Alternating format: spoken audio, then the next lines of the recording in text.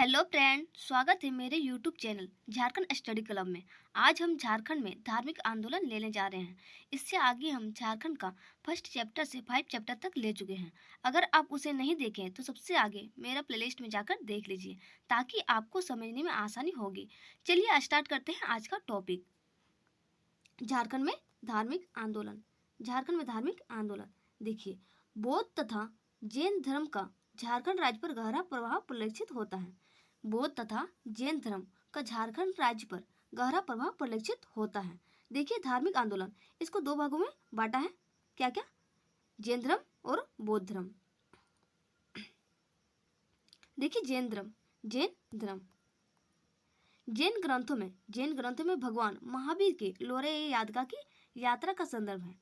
लोरे यादगा, जिसका मुंडारी अर्थ क्या होता है? देखिए, आंसू की नदी। इसका मुंडारी अर्थ होता है आंसू की नदी होता है।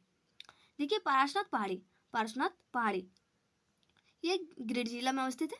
इसकी ऊंचाई देखिए 1365 मीटर, इस फीट में 4478 फीट। यह गिरिडीह जिला में अवस्थित है। यहाँ जैनियों के 23वें तीर्थकार पारसनाथ का निर्माण 717 ईसा पूर्व में हुआ था। कितना में? 717 ईसा पूर्व में। ये 23वें तीर्थकार थे। कितना? 23वें तीर्थकार। ये पारसनाथ की पहाड़ी पर निर्माण प्राप्त करने वाले अंतिम तीर्थकार थे। ये महावीर जैन इस पारसनाथ की पहाड़ी पर निर्माण प्राप्त करने वाले अंतिम तीर्थकार थे। अंतिम तीर्थकार महावीर जैन। देखिए, जैन धर्म के 24वें तीर्थकारों में से 20 तीर्थकारों ने इसी पहाड़ी पर निर्माण प्राप्त किए थे। 24 तीर्थकार थे टोटल, लेकिन इसमें 20 तीर्थकार इसी पहाड़ी पर निर्माण प्राप्त किए थे। देखिए कौन कौन है। पारसनाथ में निर्माण प्राप्त करने वाले तीर्थकार यहाँ 1 से 20 तक दिया है। अजितनाथ से लेके पारसनाथ तक अंतिम तीर्थकार पारसनाथ, ये 23वें तीर्थकार। इसकी स्थापना कब हुआ था? इसका निर्माण 717 ईसा पूर्व।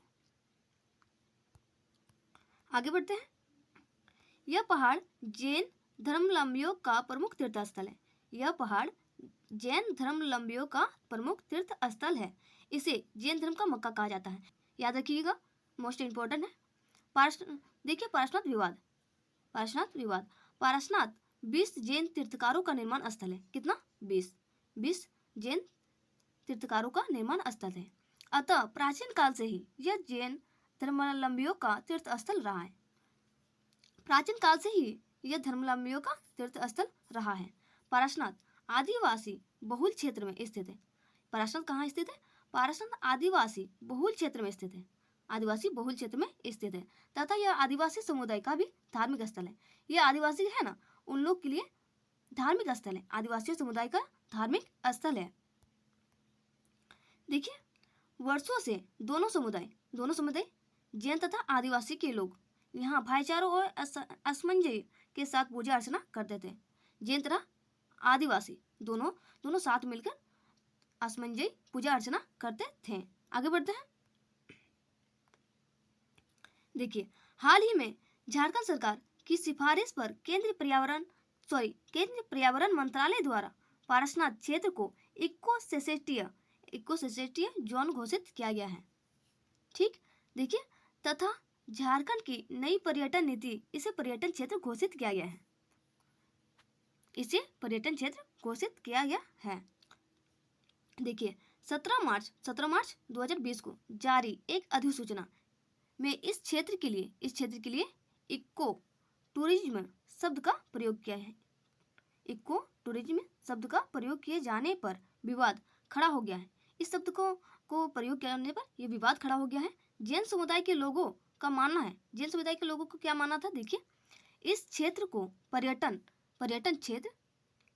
क्षेत्र घोषित किए जाने पर यहाँ मांस मदिरा आदि का सेवन होगा। क्या बोल रहे हैं? यहाँ पर इस क्षेत्र को घोषित कर दिया जाएगा तो मांस मदिरा आदि का सेवन होने लगेगा। ठीक, जिससे जैन भावनाएं आहत होगी। अतः इसे धार्मिक क्षेत्र का दर्जा दिया जाएगा धार्मिक क्षेत्र पर। इस विवाद के बाद पर्यावरण मंत्रालय द्वारा जारी अधिसूचना पर रोक लगा दी जाएगी। इसका हल ढूंढने का प्रयास किया जा रहा है। ठीक, चलिए आगे बढ़ते हैं। देखिए, पारसनाथ को प्रसाद योजना, क्या? प्रसाद योजना। इसका फुल फॉर्म देखिए क्या दिया है, एन पिलग्रिमेंट रेजुमेंशन एंड स्प्रेलवल हाईटेक में शामिल किया गया है। ठीक है, देखिए छोटा नागपुर का मानभूम वर्तमान में धनबाद, इसका धनबाद का पुराना नाम था मानभूम। ठीक है, यह जैन सभ्यता व संस्कृति का केंद्र था। क्या था? जैन व संस्कृति का केंद्र था। दामोदर व कसाई नदी, देखिए दामोदर व कसाई नदियों की घाटी जैन धर्म संबंधी अवशेष प्राप्त हुए हैं। इसे को देखिए क्वेश्चन कैसा आता है, इससे क्वेश्चन आएगा किस जैन धर्म घाटियों से धर्म संबंधी अवशेष प्राप्त हुए हैं। तो आप इसे बोलिएगा, दामोदर व कसाई नदियों की घाटी से जैन धर्म संबंधी अवशेष प्राप्त हुए हैं। आप याद रखिएगा अच्छी तरह से। देखिए हनुमान गांव कहाँ स्थित है? पलामू में अवस्थित है। यहाँ से जैनियों के कुछ पूजा स्थल प्राप्त हुए हैं। देखिए सिंहभूम के बेनुसागर से 7वीं शताब्दी की जैन मूर्तियां प्राप्त हुई हैं। कितनी? 7वीं शताब्दी की जैन मूर्तियां प्राप्त हुई हैं। सिंहभूम के आरंभिक निवासी जैन धर्म को मानने वाले थे। क्या बोल रहे हैं? सिंहभूम के आरंभिक निवासी जैन धर्म को मानने वाले थे, जिन्हें सरक कहा जाता था। क्या कहा जाता था? सरक। मोस्ट इंपॉर्टेंट है, कहा जाता था।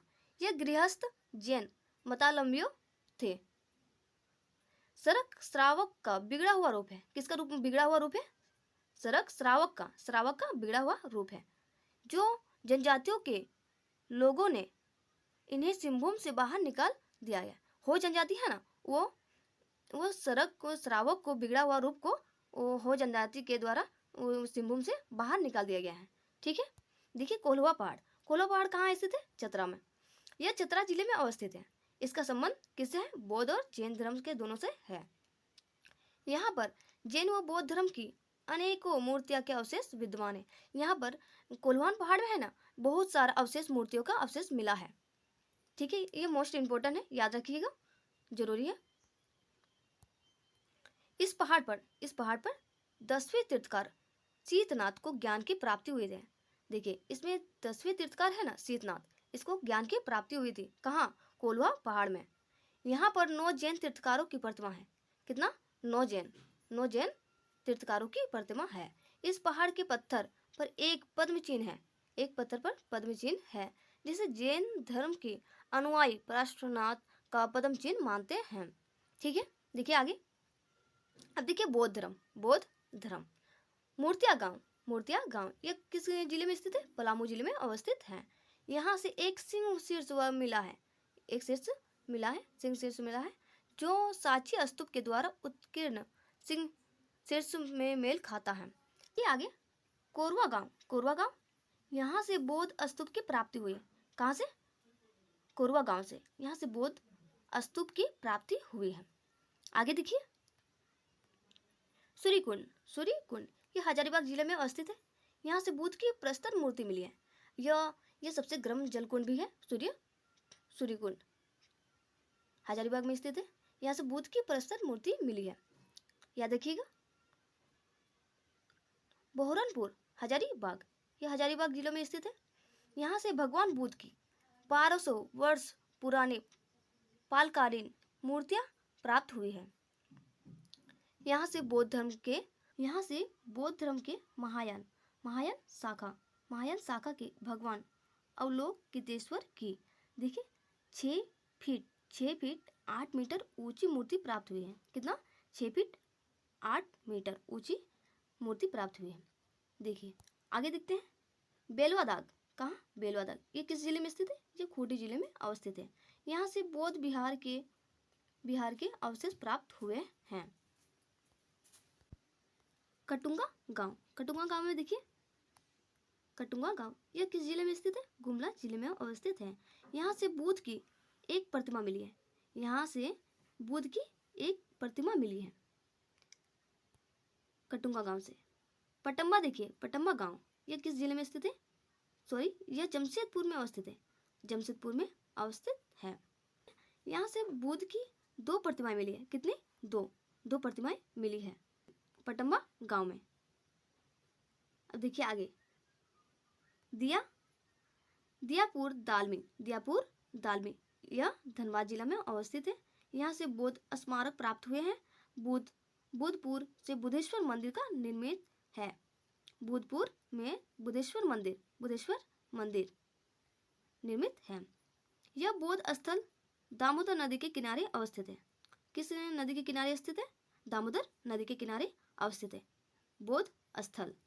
ठीक है, देखिए घोलमारा कहाँ है? धनबाद में। यहाँ से प्रस्तर की एक खंडित मूर्ति, बुद्ध मूर्ति मिली है। किस चीज का? बुद्ध मूर्ति, खंडित मूर्ति मिली है घोलमारा में।